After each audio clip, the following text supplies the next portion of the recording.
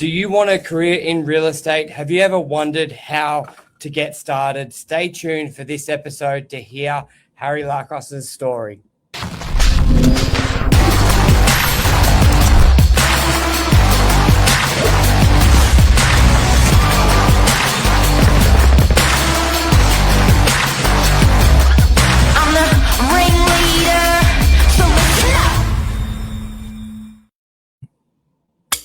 Good morning, everyone. Welcome to Morning Minutes. Myself, Michael Bergio, Harry Larkos, episode 1700. I love it when it's a round number. Nice big number. Nice big number. Could real estate be your next career? It's one of those things where I always hear from, especially teenagers, people in their early 20s, they are very interested in real estate. And a lot of people at one stage of their life want to get started. However, a lot of people don't know the pathways or know someone to speak to how to get started. So this morning, we did one a couple of weeks ago, myself and Mark, a bit of my journey, how I started at reception. But this morning, it's all about Harry. And first of all, Harry, good morning, first of all. Good morning. It's a bit chilly. It is. Now, real estate, had this been something you wanted to do for years before coming in, or was it you saw the opportunity and I go, let's give that a crack and sort of grew into it?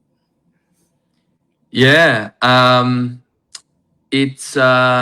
guess I saw the opportunity. Real estate wasn't something I always wanted to do.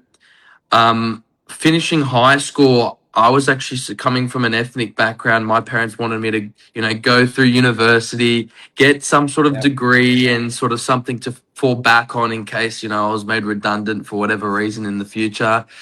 But no, real estate was not always on the books to start off my career with. So finished my HSC, finished high school, I had, a part-time job for, a couple months. And then I got my job in real estate through my best friend's mum, who was on the phone to one of our property managers. They were doing like a maintenance work order.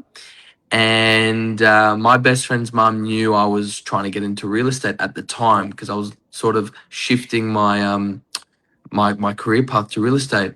And I don't know what happened over the phone. They exchanged words. And anyway, next thing I know, they arranged a meeting with Tina and our head of property management, Branka.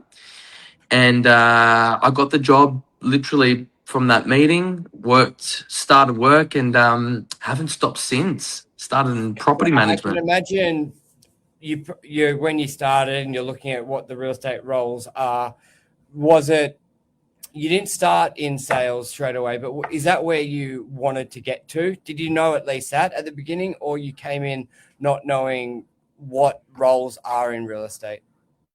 I did come with an open mind that real estate was something I wanted to do regardless of what position. Throughout my time in property management, I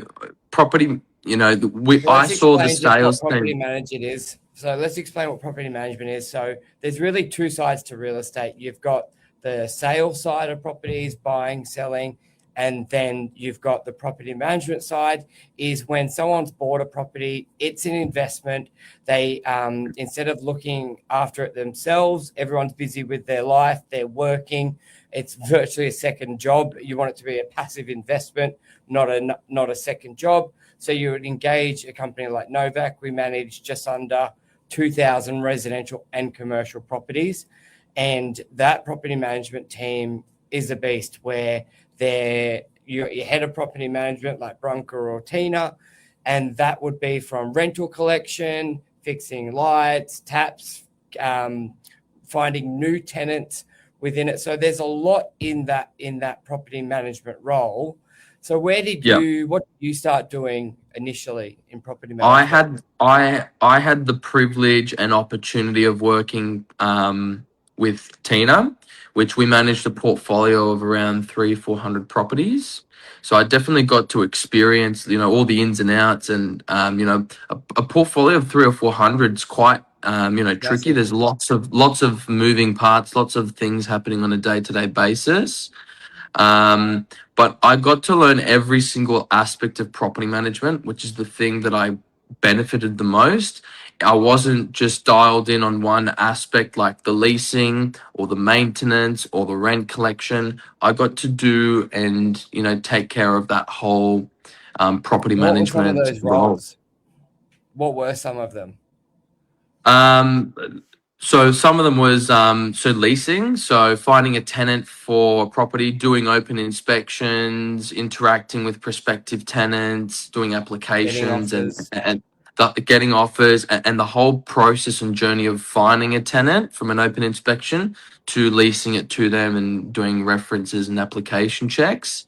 Then you had the That's a pretty maintenance. good, that's a good little footstep into the door for sales. Like Yeah, residential leasing, you're still doing open homes, you're still selling the yeah, property. A lot of people think like nearly everything is sales. You look at the chair you're sitting on, you're looking at the clothes you wore, someone sold that to them.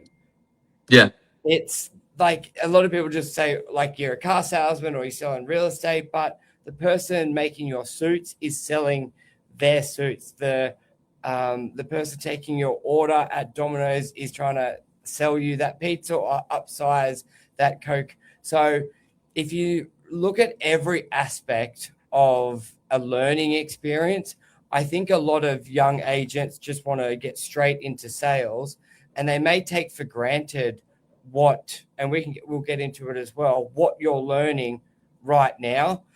Because I could probably imagine there's a lot of stuff like you've been in sales a good amount of time now, doing really well, doing lots of deals.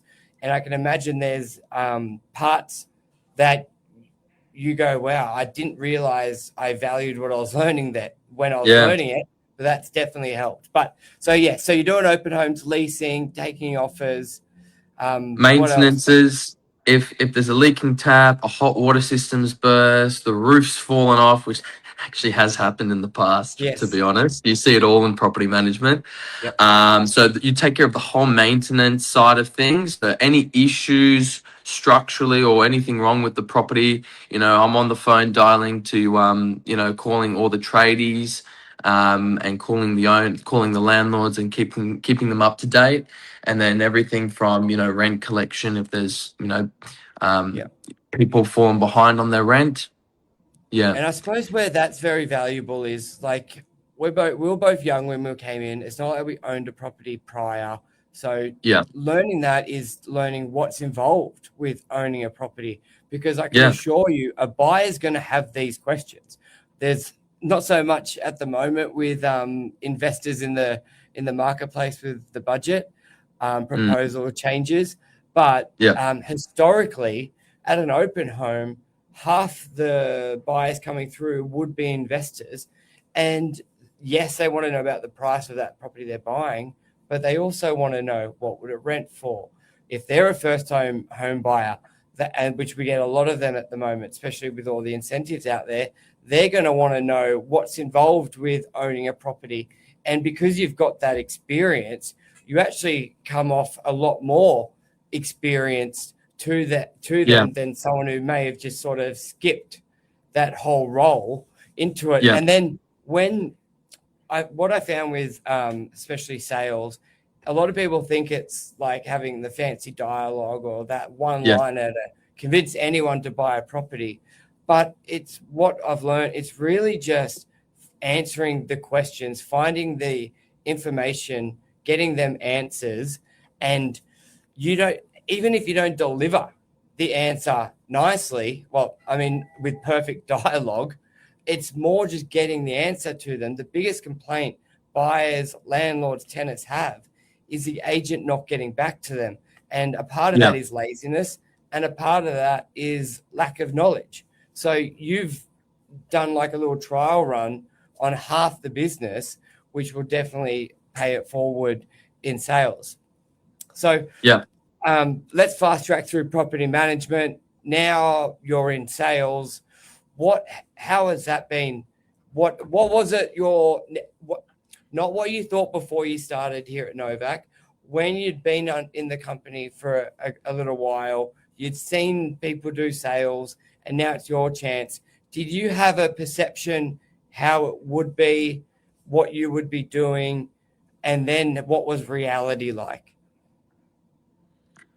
Well, I definitely, I always knew it was going to be hard. I knew it wasn't just going to be a walk in the park. I knew I wasn't Not a going nine to to be five job. it's not a 9 to 5, and you'll learn that very, very quickly. And it's not something you learn overnight, which I think was the frustrating thing for me, because I'm the type of person to like to get good at something very quickly if I commit myself to it. But it's something that you just learn and you get better, by experience and through time. So that's probably one of the biggest things that was, I wouldn't say frustrating.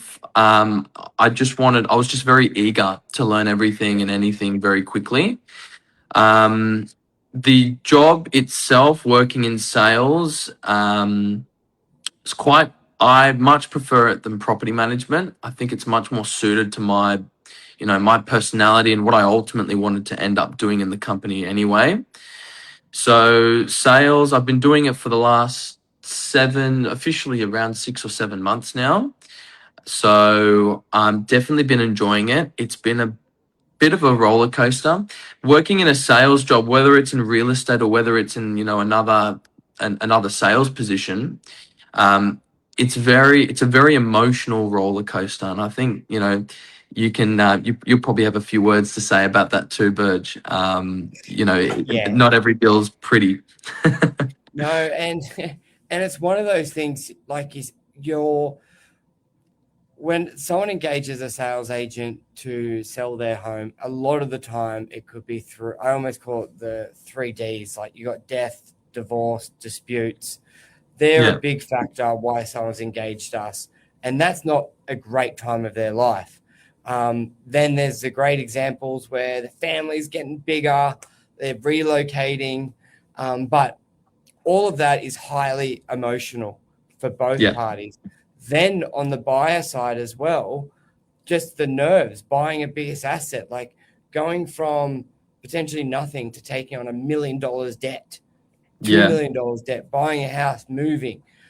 And there's lots of not necessarily like hidden costs, but there's lots of costs. You're paying strata fees, you're paying lawyers, you got removed, like there's a lot going on. And also, I think so that just adds, so your emotions go up and down as well, because you're hearing a lot of the stories. Like a lot of the time, you're almost like, say to your barber or your hairdresser, they're a little bit like a therapy session, because people just vent when you're sitting in that chair and they're locked in for half an hour, Yeah. or 3 hours for the ladies. But a little bit like that as a real estate agent. So that's one big side of it, which can be really, really draining. Then on the other side of it, there's almost two different DNAs for a property management.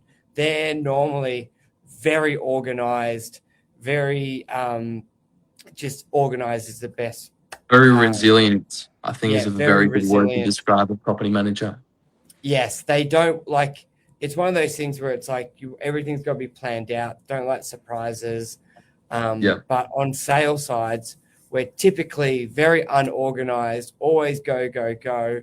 Always glass half full. Very optimistic. We love the chase of a deal. Working like it's 1,000 no's to get one yes. It's you calling your owner saying, I called these 1,000 buyers. They said no, they said yes, showed them through. Like you're part of that sales journey, and there's nothing more emotional than working weeks, days, months on a deal. You think it's about to go ahead for the client and it falls through and you're just like gutted. And then you have days where they go ahead and you're high as a kite on, your endorphins are popping. You're like you won't be able to sleep for days. You're just so happy. And then on the flip side, there's deals where it just makes you want to go to bed and curl up in a ball. I think something that I learned actually happened very, very recently.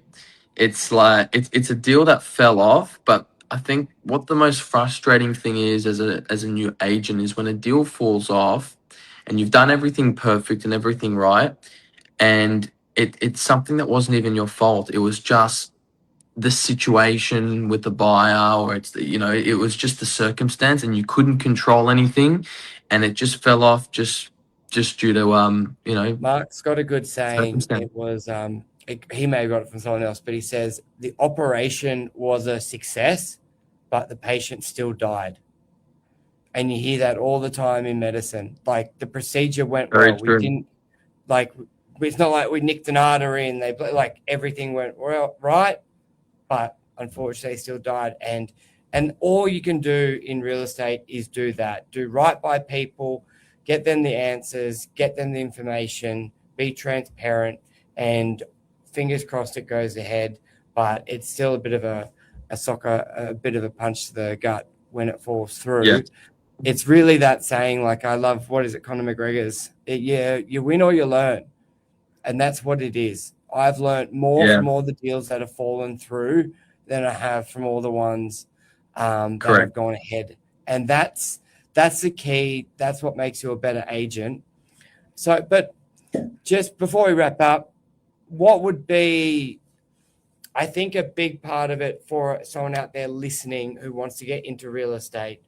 What Harry's described is not usual, that opportunity, because most companies, we manage 2,000 properties. Most companies manage 200, 500.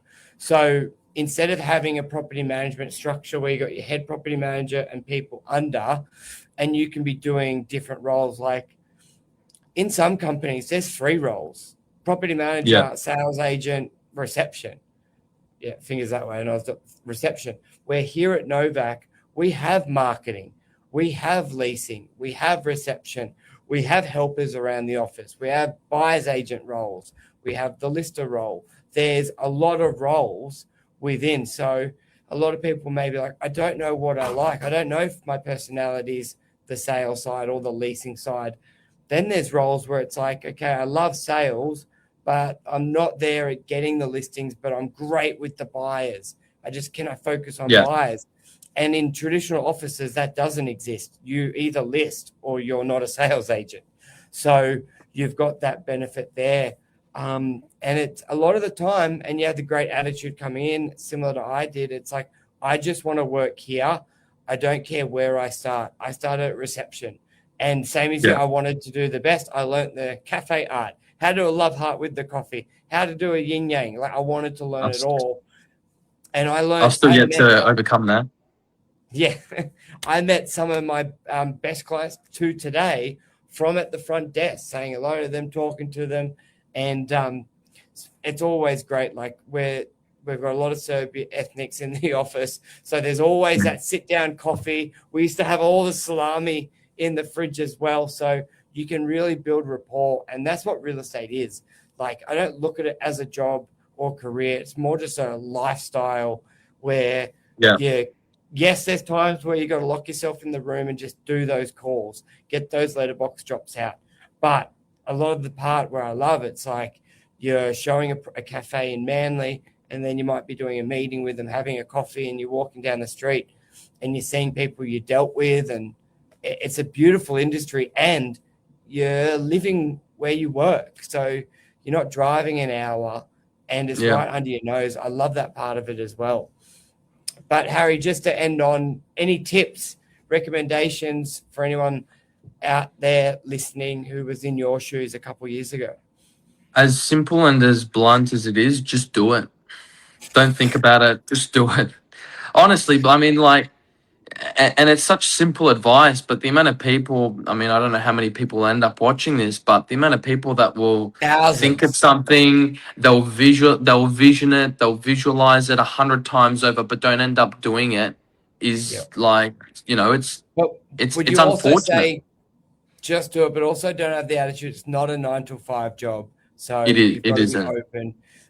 You've got to. What's that saying? It's the highest paid hard work, but it's the lowest paid hard work, where you could be doing 80 hours a week, earning 500 grand a year, but you could also be doing 80 hours a week, earning 60 grand a year, and it's like, maybe you should look at a different career, and then it's not there. So but you've also got to remember, I know, especially like younger people, they want everything now. I had the attitude coming into real estate, like electrical apprenticeship, 4 years of learning. If I make $1, great. If I don't, I'm learning. I'm going to learn everything, and then I'm in it forever. Like, if I'm doing this for 60 years, what's an extra year or two to absorb everything, rather than sort of fumbling my way into sales and not being as good at it because I don't understand the business, and not doing deals and falling out. Like, real estate has one of the largest drop-offs. I think it's like 80% of people quit after 1 year. So congrats, you've got past that. But it's a lot of people, I think, just sort of go, I don't know, they needed to hear something like this where they go in with the wrong expectations, or it just doesn't work. But as Harry said, just do it. Just do it. And you need to be prepared to be very resilient in the line of work that we do, because it will play with your emotions big time. And it will play with your emotions. There will be days where you'll be off your chair, happy because you've done your first couple of deals, and then there'll be other days where you've had 3 deals lined up. It's actually happened quite recently, and they all just not you're out of your control, but they've and then you've lost all 3 at one day. So you've got to be very emotionally resilient to come back the next day, or with a better attitude, and then go, okay, I'm going to do this again. I'm going to get another 3 deals, and then I'm going to get another 3 deals until one of them eventually goes through. Yeah. So one of Mark's clients gave him the advice of just keep answering the phone. And then he told me that. And I remember that, because there's nothing harder when a deal falls through and your phone rings. It's not always easy You don't to want to pick answer that it. up and start. So just do it. Keep answering the phone. But that's it. We've gone long enough. Harry, thank you very much. Thank everyone you. out there. Thanks, Cheers. guys. See ya.